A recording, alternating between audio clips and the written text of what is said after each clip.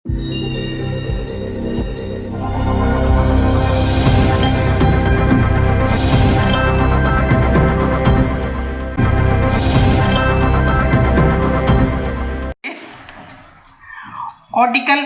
14, Article 15, Article 19, Article 21. So these are the Article 32. Article 32. So these articles are also related to protection of environmental. Okay. So what is Article 14?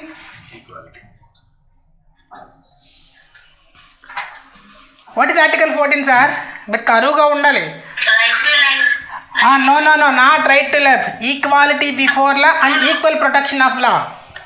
Equality before law and equal protection of law. That is known as Article 14. Equality before law. చట్టం ముందు అందరూ సమానలే. And equal before law. చట్టం ముందు అంతా సమాన్. Equal protection of law అంటే ప్రతి ఒక్కరికి కూడా చట్టం రక్షణ కల్పిస్తుంది. సో ఈక్వాలిటీ బిఫోర్ లా, చట్టం ముందు అందరూ సమానలే. ఈక్వల్ ప్రొటెక్షన్ ఆఫ్ లా, ప్రతి ఒక్కరికి చట్టం రక్షణ కల్పిస్తుంది. So what is article 15? No. Prohibition of discrimination. Prohibition of discrimination on the ground of religion, race, sex, place of birth. 5 ఉంటాయి. So prohibition of discrimination on the ground of religion, race, caste, sex, place of birth. These five grounds you should not have a right to criticize anyone. So what is Article 19? Freedom, sir. Right to freedom, speech and expression. Right to speech and expression. Speech and expression. Okay. What is Article 21? Right to life and liberty. Right to life and personal liberty. Right to life and personal liberty including dignity, privacy కూడా ఉంటుంది. So what about Article 32?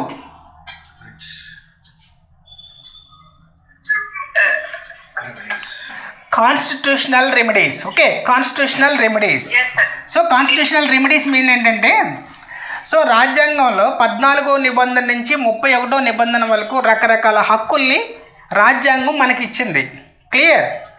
14వ నిబంధన నుంచి 31వ నిబంధన వరకు రకరకాల హక్కుల్ని భారత రాజ్యాంగం మనం ప్రసాదించింది. సో ఈ భారత రాజ్యాంగం ప్రసాదించినటువంటి 31 హక్కులు, 31 రైట్స్. సో ఏమైనా సరే సరైన సక్రమంగా అమలు జరగకపోతే ఈ అన్ని ఆర్టికల్స్ని ఈ ఆర్టికల్ రక్షిస్తుంది. Article 32 protect all the fundamental rights. Okay, దీన్ని ఏమంటారంటే ఆర్టికల్ 32 నీకు ఇంకేమంటారు, సోల్ ఆఫ్ ది కాన్స్టిట్యూషన్ అంటారు. సోల్ ఆఫ్ ది కాన్స్టిట్యూషన్ ఏదో అంటారు దీన్ని. అంటే ఆత్మ అంటారు. అంటే రాజ్యాంగ, సోల్ ఆఫ్ ది కాన్స్టిట్యూషన్, రాజ్యాంగ ఆత్మ అని కూడా ఆర్టికల్ 32ని పిలుస్తారు. సో దీంట్లో ఏముంది, రాజ్యాంగ, తెలుగులో ఏమంటారు, రాజ్యాంగ పరిహారపు హక్కు. క్లియర్? రాజ్యాంగ పరిహారపు హక్కు అంటే భారత రాజ్యాంగాన్ని పరిహారించే హక్కు ఎవరికి ఉంది? ఎవరికి ఉంది? మనకుంది. మన రాజ్యాంగాన్ని పరిరక్షించుకునే హక్కు ఎవరికి ఉంది? మనకుంది. వీఆర్ సిటిజన్, మనకుంది. సో మనం దేని ద్వారా రక్షించుకుంటాం మన రాజ్యాంగాన్ని? ఆర్టికల్ 32 ద్వారా ఆర్టికల్ 32 ద్వారా ఏంటంటే కొన్ని రైట్స్ ఉంటాయి అన్నమాట. ఈ రైట్స్ ద్వారా మనం రక్షించుకుంటాం. సో దాన్ని అంటే రిట్ జ్యూరిడిక్షన్స్ అంటారు.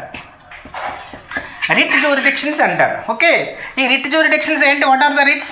How many writs? 5. ఒకటి habeas corpus.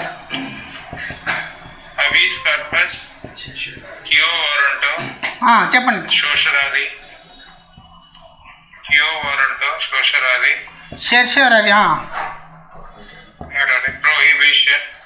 prohibition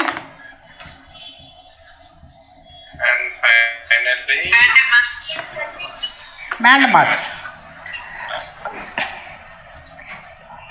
These are the rights. So habeas corpus means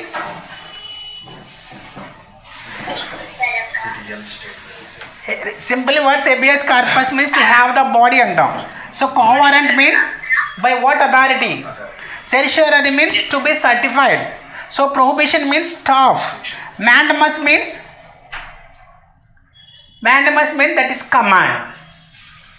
అంటే ఇవన్నీ మనకు రాజ్యాంగం కల్పించినటువంటి హక్కులు. సో ఈ హక్కుల ద్వారా ఏంటంటే habeas corpus. So habeas corpus అంటే ఒక వ్యక్తిని అకారణంగా ఎటువంటి కారణం లేకుండా ఎవరైనా తీసుకెళ్ళిపోతే పోలీసులు కనుక తీసుకెళ్ళి అరెస్ట్ చేస్తే నిర్బంధంగా without any proper reason. So at that time we have a right to file a petition in the nearest court. Such petition name the habeas corpus. Habeas corpus అంటే టు హ్యావ్ ద బాడీ అంటాం. So దీన్ని 24 గంటలు court ఏం order ఇస్తుందంటే 24 గంటల లోపల మీరు ఆ బాడీని హ్యాండ్ ఓవర్ చేయండి అంటది. So that is known as habeas corpus. ఇది ఎవరికి ఉంటుంది? రైట్ సిటిజన్స్కి మాత్రమే ఉంటుంది. సో దేని ద్వారా? ఆర్టికల్ 32 ద్వారా. సో ఇక్కడ ఇవన్నీ కోవారెంట్ అంటే ఓట్ అథారిటీ అండి. ఏ అధికారంతో నువ్వు పని చేసావు? ఒక సుపీరియర్ ఆఫీసరు వాడికి అధికారం లేదు, అయినా కానీ వాడు తప్పుడు పనులు చేశాడు. సో వాడి మీద మనం కేసు వేసే హక్కు మనకు ఉంటుంది. ఓకే, సపోజ్ ఒక గజిటెడ్ ఆఫీసరు గజిటెడ్ ఆఫీసర్ సంతకం చేస్తాడండి. గజిటెడ్ ఆఫీసర్ సంతకం పెట్టేసి అతను చేయాల్సిన పని అతను చేస్తాడు. సో అప్పుడు మనం ఏం చేస్తాం? కోవారెంట్ రిట్ పిటిషన్ వేస్తాం అతని మీద. By what authority have done that activity అని చెప్పేసి. సో ఇట్లా సెరిషియరీ సర్టిఫై చేయడం ఏంటంటే the higher court certified the judgement of the lower court. So ఇట్లాంటప్పుడు కూడా ఇవన్నీ ఏంటంటే రిట్ పిటిషన్లు మనం వేసుకునేవన్నమాట.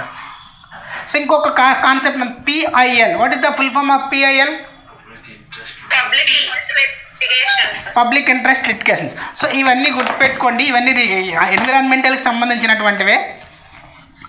సో ఇవ article 14, 15, 19, 20, 32. So 32 is the soul of the constitution. So this 32 provides various rights to the citizens of India. That is known as those are known as writs అంటాం. So రిట్స్ని ఎలా చెప్తామంటే ఫిల్ కింద మనం చేస్తాం, పబ్లిక్ ఇంట్రెస్ట్ లిటిగేషన్ కింద చేస్తాం. So ఇవి 14, 15, 19, 20 ఈ రిట్స్ మనం రేపు చెప్పుకుందాం. ఎందుకంటే విత్ కేస్ లాస్ ఉంటాయి, దానికి విత్ కేస్ లాస్ ఉంటాయి. సో ఇవి పక్కన పెడితే so article 353. Article 353. Do you have any idea 353? No, sir. ఇక్కడ చూడండి, ఇక్కడ చెప్తారు. So according to the 9th part of the Constitution of India, so there are the separation of the powers between the union and the states. So ఎట్లా ఉంటుందంటే union list, state list, concurrent list.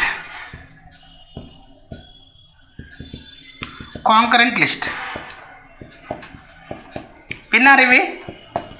Union list, state list, concurrent list. So union list means what ever the union government has the right to do the GO regarding the list. అంటే union list అంటే కేంద్ర ప్రభుత్వాలు చేసేటువంటి చట్టాలు చేసేటువంటి కేంద్ర ప్రభుత్వం ఏ అంశాల మీద చట్టాలు చేస్తుందో సో ఆ అంశాలను ఏమంటారంటే యూనియన్ లిస్ట్ అంటారు.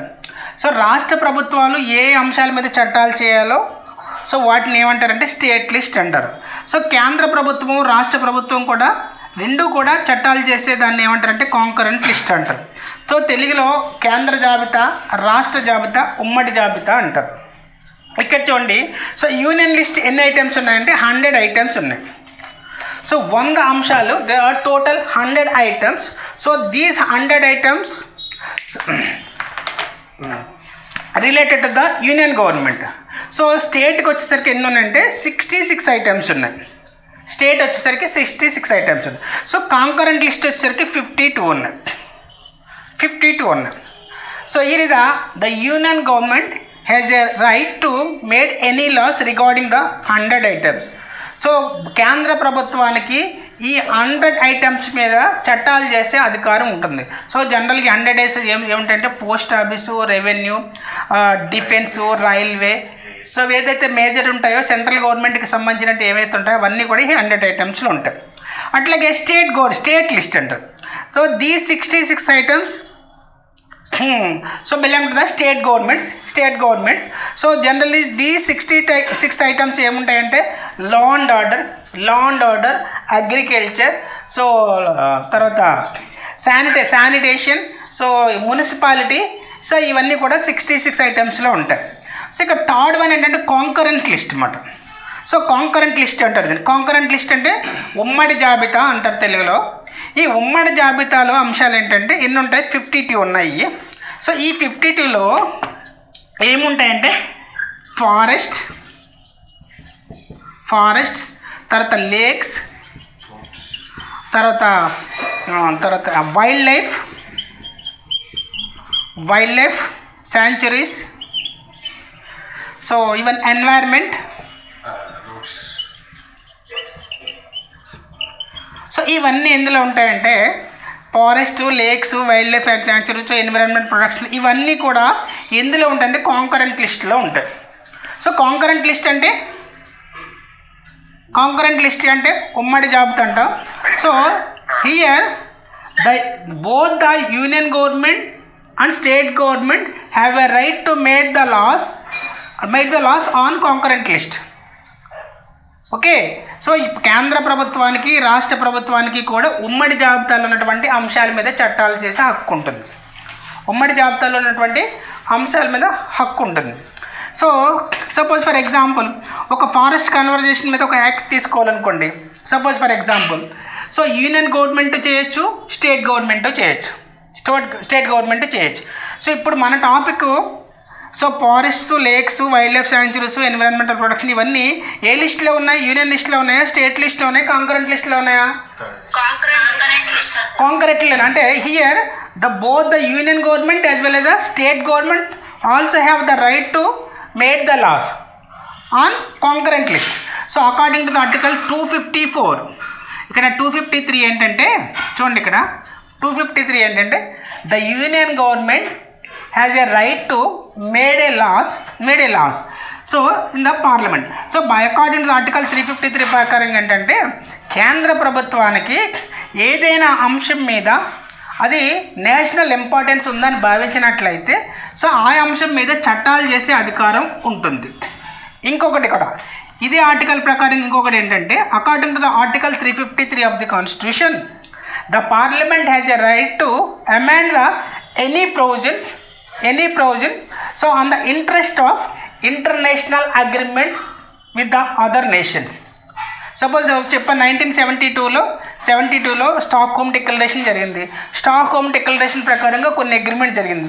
సో ఆ అగ్రిమెంట్ ప్రకారంగా భారత పార్లమెంట్లో ఏదైనా మార్పులు చేయాలంటే ఆర్టికల్ 253 ప్రకారంగా చేయాలి. 253 ప్రకారంగా చేయాలి. సో ఈ 253 ప్రకారంగానంటే చట్టాలు చేసే అధికారం ఎవరికి ఉందంటే పార్లమెంట్కి ఉంది.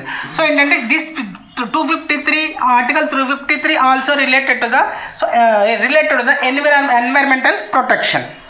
ఇది గుర్తుపెట్టుకోవాలి. ఇంకొకటి చూడండి, ఇక్కడ union list, state list, concurrent list.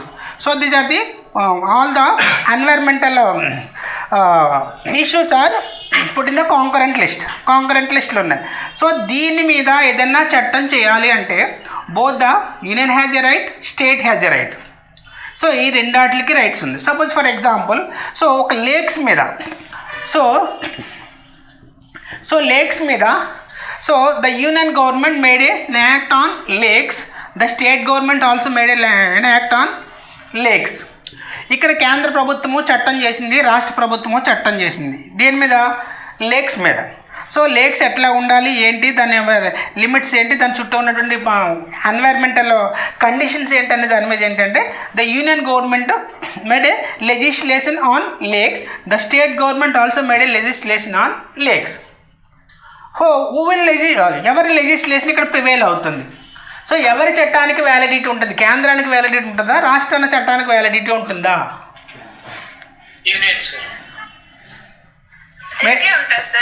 చెప్పండి. కాంకరెంట్ లిస్ట్లో ఉంది కాబట్టి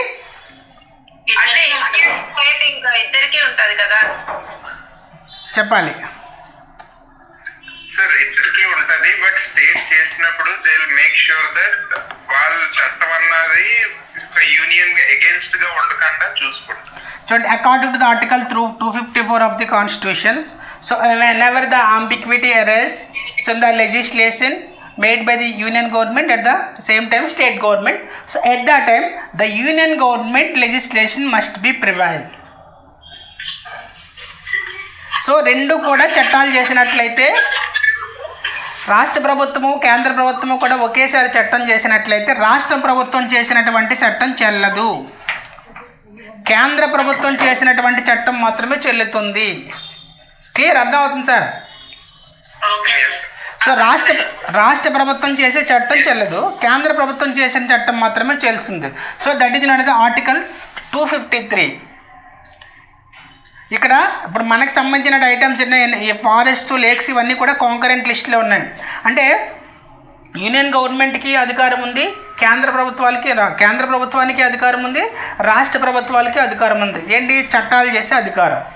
కానీ ఎప్పుడైనా రాష్ట్ర ప్రభుత్వం తన పరిధిలో తను చట్టం చేసుకోవచ్చు, కేంద్ర ప్రభుత్వం తన పరిధిలో తన చట్టం చేసుకోవచ్చు. ఎప్పుడైనా కేంద్రము రాష్ట్రము ఒకేసారి ఒకే అంశం మీద చట్టం చేసినట్లయితే ఆటోమేటిక్గా రాష్ట్రం చేసినటువంటి చట్టం చెల్లదు, కేంద్ర ప్రభుత్వం చేసిన చట్టమే చెల్లుతుంది. సో ఆ కాన్స్టిట్యూషన్, ఆ సుపీరియారిటీ ఇక్కడ మనకి ఇచ్చింది. అకార్డింగ్ టు ఆర్టికల్ 253 అండ్ 254 ప్రకారం ఏంటంటే ఆ సుపీరియారిటీ ఎవరికి ఇచ్చింది?